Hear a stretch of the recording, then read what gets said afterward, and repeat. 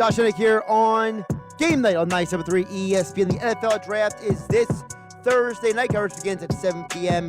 right here on 97.3 ESPN.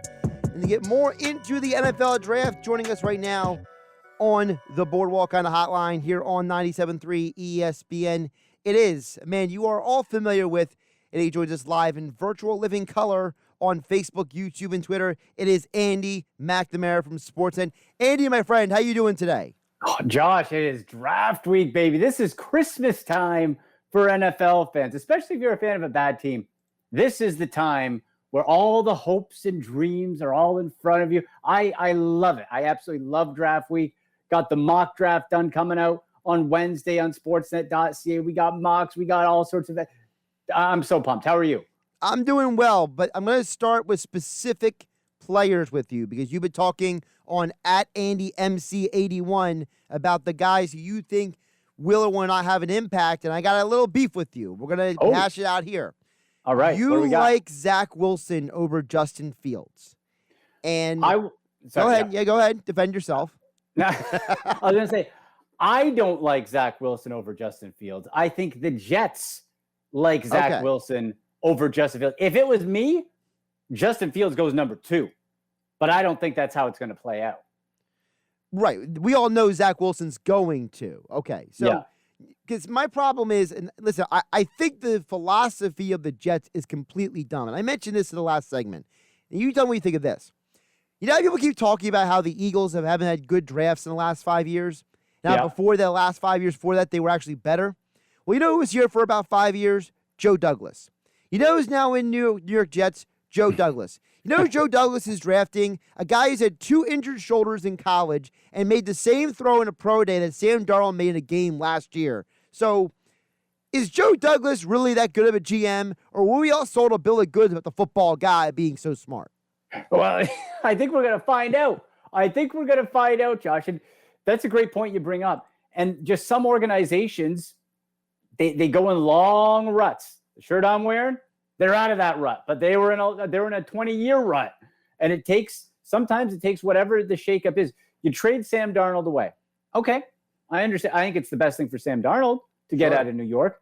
But now if you're the Jets, all right, you got a new head coach and you want a new quarterback. I understand. To me, what's going to be more interesting, how he builds around that. Like whether it's Zach Wilson, Justin Fields, if you blow this thing up in 2 years, it's not going to matter because they're going to be on to another quarterback. So if Robert Saleh and Mike LaFleur bring in the Shanahan offense, as I would expect, what do you need? You need a mobile quarterback. You need someone who can effectively do play action, roll out of the pocket, little bootleg, throw on the move. Zach Wilson can do that. Now, he did that against much lesser competition than Justin Fields. Here's my point for Justin Fields, Josh, is you did that, all the stats Zach Wilson did, and second, broke Steve Young's completion percentage record at BYU. So, like 73.4, I think, completion percentage. That's all great. But if you aren't doing it against the best, like Justin Fields was in Ohio State, if you weren't doing it under the bright lights and your only 2 losses came in the playoffs as a starting quarterback with the Buckeyes, I don't know. I want the gamer. I want the guy who battled through, was injured, it was hobbling, and drove his team back to victory. That's me. Yeah, and also Zach Wilson was 2-4 against top 25 teams in his career at BYU. Yep. He struggled against Coastal Carolina of all teams. So, I'm not exactly. I don't hate Zach Wilson, but if you had to ask me if there's one guy on this list that I'm a little worried about the 5 quarterbacks, it's probably him. And I have a lot less worries about Justin Fields. Now, something you said there also about Zach Wilson, and that is he's going to the Jets. The guy we know is going number 1 is Trevor Lawrence. Yeah. Mr. Fantasy Football Expert. If I had to dynasty a quarterback, am I going Trevor Lawrence with the Jags or Sam Darnold with the Panthers? Oh, Trevor Lawrence, without a shadow of a doubt, in my mind. It's the unknown, though, right? Now, Sam Darnold, I hope he gets a real chance in Carolina because I really like Sam Darnold. He was my top quarterback that I really liked coming out of that 2018 draft. And as we know, it is so much about circumstance in the NFL if you're a quarterback where you land. What if Josh Allen went to the Jets? That dude would be out of the league with how raw he was. Right. Right? Lamar Jackson, bye. Right? Like, nobody was succeeding in that situation. So I hope Sam Darnold does. But here's the thing. I fully expect the Panthers to be active on draft night. Now, whether they get it done or not, but Josh, my thinking is this. If they have a shot to get, let's say, a Trey Lance, or if people pass on Justin Fields and he falls, I still think the Panthers have Sam Darnold as that tweener type of quarterback feel. So if I'm talking fantasy and dynasty, everything is invested in Trevor Lawrence. You had a horrible season to get Trevor Lawrence. You got Urban Meyer for Trevor Lawrence. So he's going to have every opportunity. And for fantasy purposes too, the Jags are still going to be in somewhat rough shape. So they're going to be playing from behind. I think Trevor Lawrence, even if he does struggle as a rookie in rookie drafts, quarterback, no doubt he's your top guy. Andy McNamara joining us here on Game Night at AndyMC81 on Twitter. Sportsnet, Fantasy Sports, and NFL Analyst joining us here on the Boardwalk Hunt Hotline on 97.3 ESPN. I know people could talk for quarterbacks for days, but I want to ask you about some other players in this draft as well. We've been having a lot of conversation this week about Devonta Smith and Jalen Waddle. And I have heard multiple people say that if Jalen Waddle played all of last year, that Devonta Smith would have never won the Heisman. And that a lot of people at Alabama believe that Waddle is the better player. So are people overrating potentially Devonta Smith because he was given an opportunity, or if that maybe opportunity wasn't there, maybe he's not putting up those gaudy stats? I think that's faulty criticism. We're gonna be down on Devonta Smith because he had a chance and won the Heisman. Oh, so are we going to critique Tom Brady because Drew Bledsoe went down and he had a chance and became the greatest quarterback? No, the guy took what's the NFL about? Dude goes down, you step in. What's college football? You make the most out of your opportunity. Now, that being said, I am not one of those people that think Devonta Smith is going to come in and take over the league.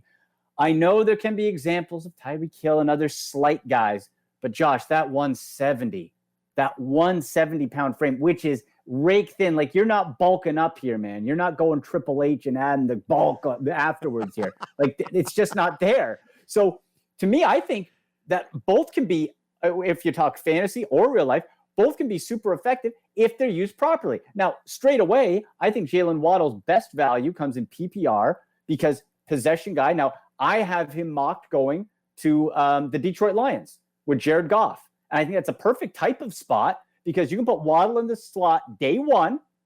He can go over the middle, and Goff can dink and dunk his way to his little blonde heart is content and just keep doing that all day. And Waddle, after the pass, we know what he can do with the speed. Devonta Smith, I think, is interesting because he's fast, but he doesn't have that elite speed to escape anybody. And with that frame, you don't want him going over the middle and getting crunched. So wherever he ends up, I hope for his sake that the offensive coordinator, the game caller are creative. Get him the ball with a bit of room, maybe some end arounds, maybe, just give him a little bit of space. But I'm not too up on Devonta Smith as being some game changer coming in. I think he's going to be fine, but I'm not super optimistic with that frame. Now, after the big three of receivers, Chase, Waddle, Smith, we've heard a lot of people say this is a deep NFL draft. This is a draft that's really got a lot of wide receiver talent. And last year, the three top receivers weren't the best receivers in terms of production. It was T. Higgins and it was some guy named Justin Jefferson. They were not the top three. They weren't even the top four receivers picked. So who are some guys after the big three that you're zeroing in on and saying, let me tell you, man, if that guy ends up on a good team, watch out? I think Kadarius Toney is going to be a fascinating watch here, Josh. And I think this guy, he could go in the second round, maybe at the end of the first, but it's going to be specific. His talent, I watch him and I read about him and I'm thinking, this is what I see. I see a guy who ran a 4.3 second 40-yard dash. That's one part of it. Guys can run fast and doesn't mean anything.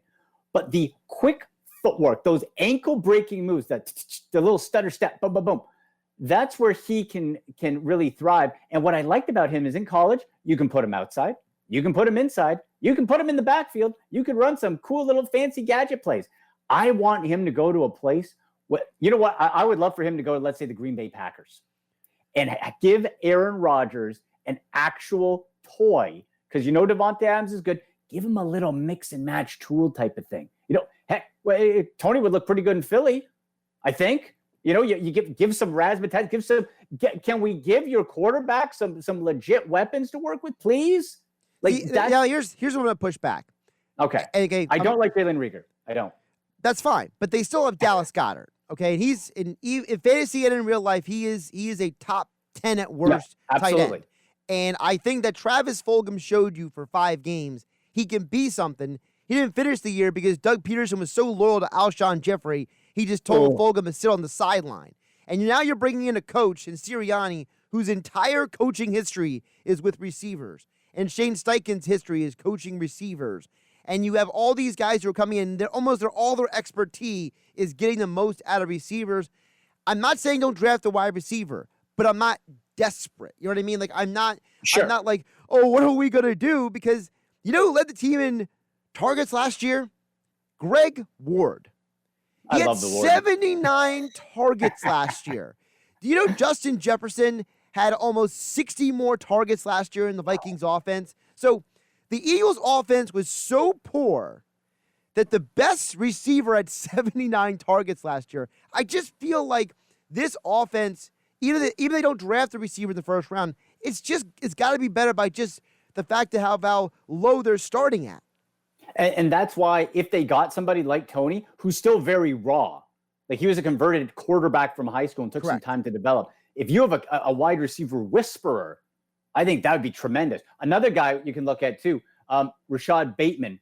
Yes, 6 feet. Bateman, let's go. You like Bateman? Yeah, right. Like, I think Bateman is one of the more polished wide receivers in this group. Route running, crisp, right? You can pop that guy in. He's going to be cutting on a dime. He ran a variety of routes, nice route tree. Now, I don't think he's necessarily a game breaker in the sense where, he's going to catch a 99-yard touchdown, but that is going to be, I think, a very good second wide receiver 2 type. I think you can plug and play him. I think he's going to be good for a really long time. One sleeper to keep an eye on.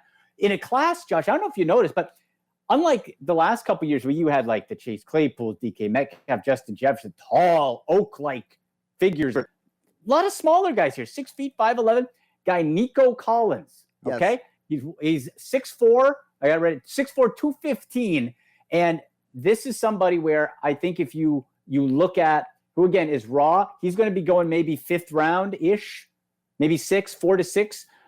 There's a body with some speed, with athleticism that wasn't fine-tuned in college. There's somebody, I think, if maybe even, again, for the Eagles or somebody else who can maybe wait on a receiver, keep an eye on that guy. And one more thing on Bateman. Nick Sirianni said last week that to him, a number 1 X receiver is a guy who creates separation. And he said, listen, I had T.Y. Hilton, I had Keenan Allen, I had Dwayne Bowe. 3 different receivers. They were all my X receivers. To me, Bateman fits that category. You know what Bateman did?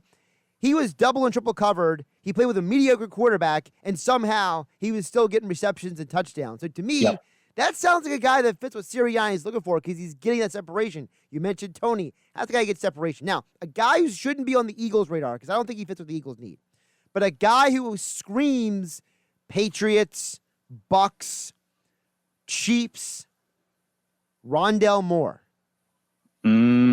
I like it. Yeah, it's a case where if you mention what the Patriots are doing too and the Chiefs and all that, you look at really, I think when we look at this whole receiver class, it's a lot of guys who can play the slot, but could also pop outside, right? And so with Rondell Moore, I do like where he goes. I got now maybe 2nd, 3rd round for Moore, maybe 2nd-ish, Josh. Like it's so tough with this second. Draft.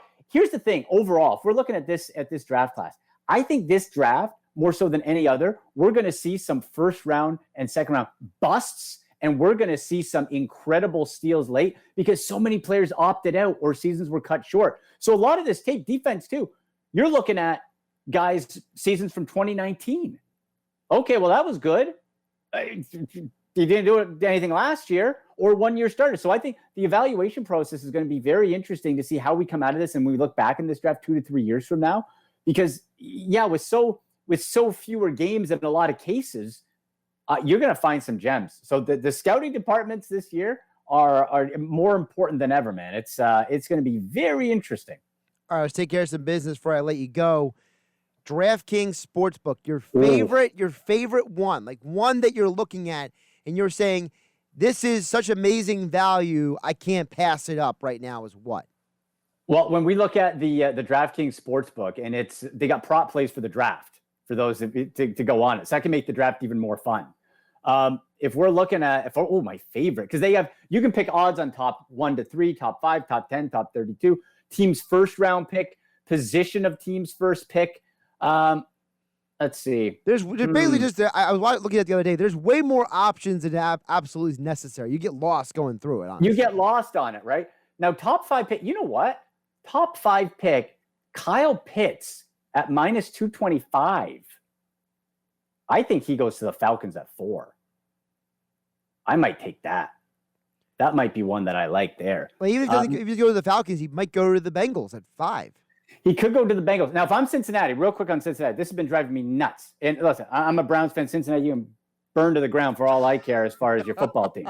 But, okay, did your quarterback not have his knee blown up last year? Oh, now how come was that, Josh? Was that because he didn't have anybody to throw to? No, he had lots of. It's because his O-line stunk. Get the man Penei Sewell and be done with it. Get Sewell, go home, protect Joe Burrow's leg, and get another wide receiver. You're fine there. I know, but it's the Bengals. It is the Bengals. They haven't history. They haven't. Listen, you know what would be very Bengals? I've been saying this for a couple weeks now. Hear me out for a hot second. Okay. What if the Bengals get the 5 and they trade out of the pick? They could. Listen, nobody's talking about that. What if the Bengals just be like, you know what? Whatever. We're trading out. Who wants a quarterback? You know what? I would look at the Falcons who have been open about that, the Bengals, and the team. I don't know, man. I got a feeling. I know people are talking about the Patriots moving up, and maybe they do because Belichick has been uncharacteristically aggressive. Maybe they do. The Carolina Panthers, I come back to. I just got this feeling they are going to try to move up, or if everybody that wants taken a quarterback, then they move down. I don't think they pick at 8, is my point. That's a team that I could see. Maybe if the Bengals at 5 and they're getting a little, maybe what if Justin Fields falls? Oh my God, whatever you want, take it. Like, I think if something weird like that happens, and let's say it goes Lawrence, Wilson, Trey Lance, right?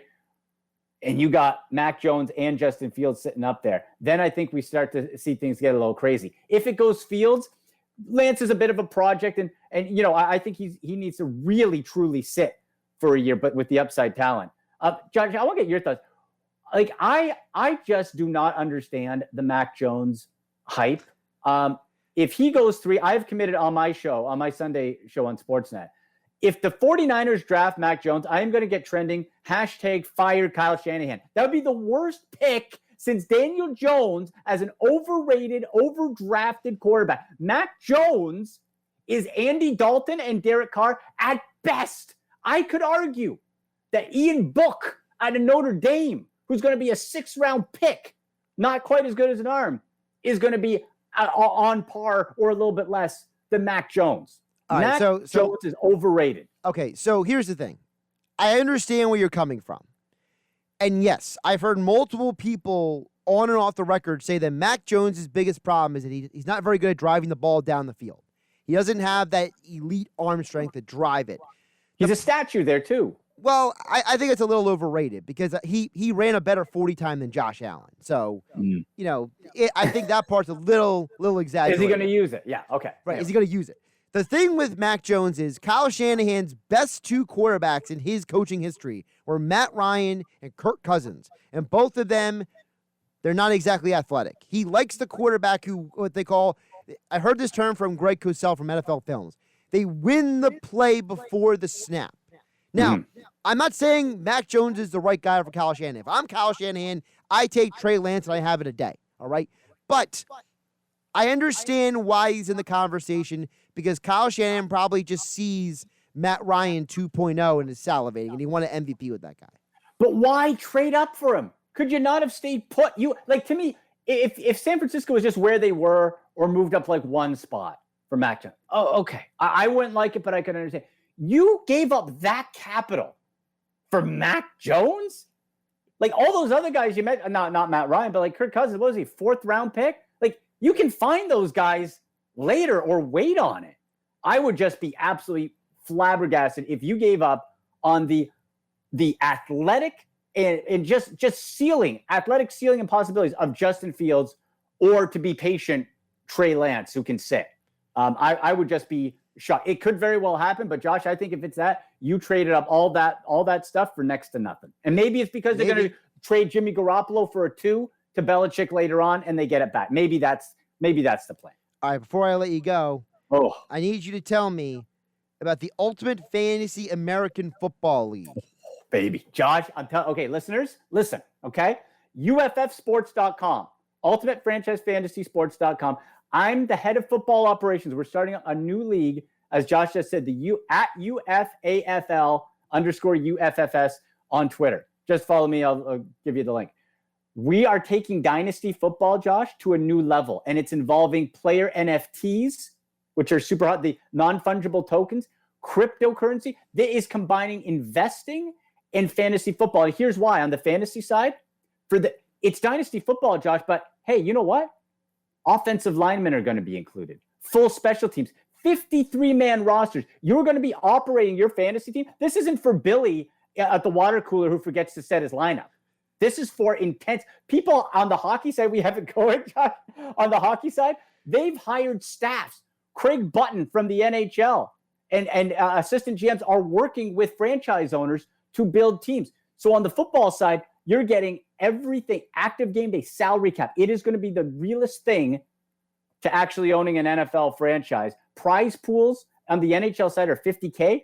Imagine what that's going to be for football. And so it's that with the NFT, the one of one player, virtual sort of playing card piece of art that you're going to have. That's yours. You can trade it, you can buy it, but it's your fantasy player. And you have that going forward. And then we're going to be making a big announcement about a Legends League coming up over the next couple of days. That's going to be really special. So stay tuned for that. UFFsports.com, and it's the Ultimate Fantasy American Football League. Josh, I'm going to get you into it, man. It's so crazy. It's nuts. Yeah, as soon as I figure it out, my old head's got to wrap my head around some of this stuff.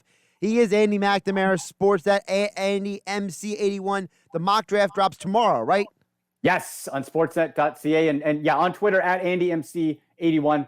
Mock drafts, the UFF, all that stuff is going to be all there. There you go. Catch him on there. My friend, I appreciate you chatting with you. We'll have to catch up next week to review what happened in the draft, and then we can really dig deep into maybe some prop bets on those, Rookie of the Year and stuff like that. Yes, exactly. Yeah, but check out those DraftKings Sportsbook props for the draft. Should be a lot of fun. Thanks, buddy. We'll talk to you next week.